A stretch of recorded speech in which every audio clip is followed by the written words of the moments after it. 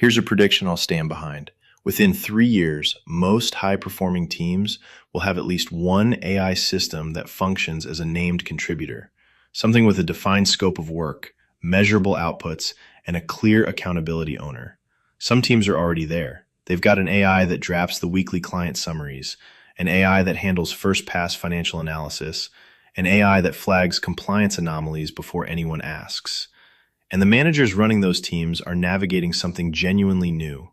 How do you lead a team when some of your highest output contributors aren't people? This isn't science fiction. It's a leadership question that's sitting on your desk right now, even if you haven't named it yet. And most management frameworks, built entirely around human performance, don't have an answer.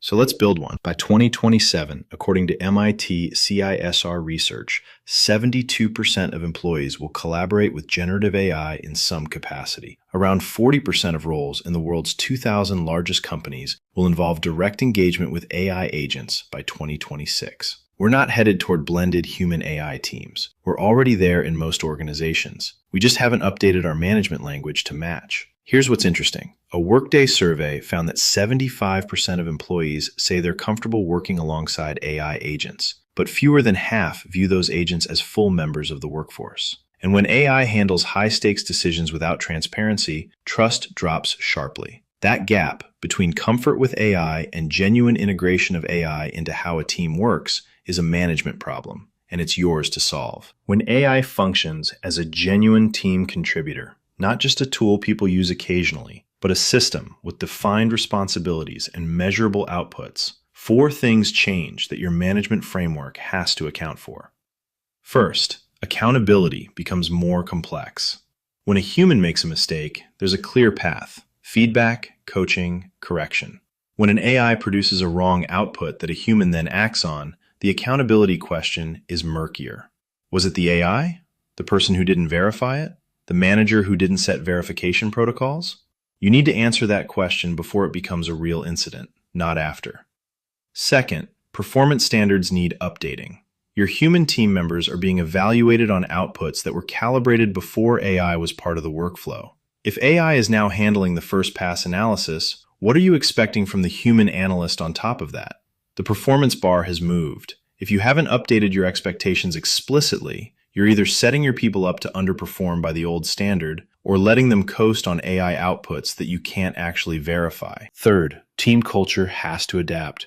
Research from a 2025 longitudinal study of software development teams found that AI didn't fix collaboration problems, it shifted them.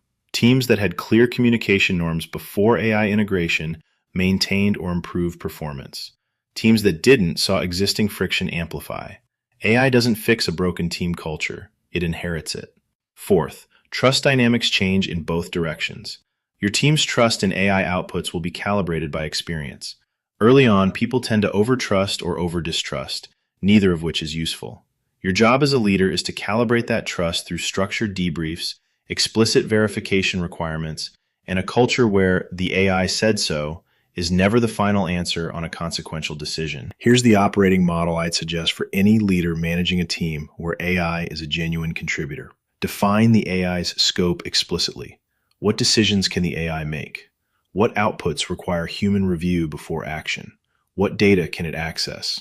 This isn't just a technical question, it's a governance question, and it needs to be documented and communicated to the team so that everyone knows the rules of engagement. Without this, you'll get one team member over-relying and another ignoring the AI entirely, and you'll have no management basis to address either. Hold a weekly AI debrief. Not a long one, 15 minutes. What did the AI get right this week? What did it get wrong or miss? Where did team members have to override it, and why? This practice does 3 things. It builds collective intelligence about your specific AI tools. It normalizes human override as good practice rather than a sign of AI failure, and it gives you the governance data you need to demonstrate responsible AI use if a question ever comes up. Invest in what AI can't do. The skills that become more valuable in a blended team are the ones AI can't replicate. Judgment on ambiguous calls, stakeholder communication, ethical reasoning, team cohesion. Consciously develop those in your human team members, not because AI will take everything else, but because the humans who complement AI effectively are the ones who become truly indispensable. The question of who's your best performer is going to get more complicated before it gets simpler. The teams that navigate that complexity well aren't the ones with the most sophisticated AI tools. They're the ones with the most thoughtful human leadership. How you define performance, set accountability, calibrate trust, and build culture in a blended team, that's not a technology decision. It's a leadership decision, and it's yours to make.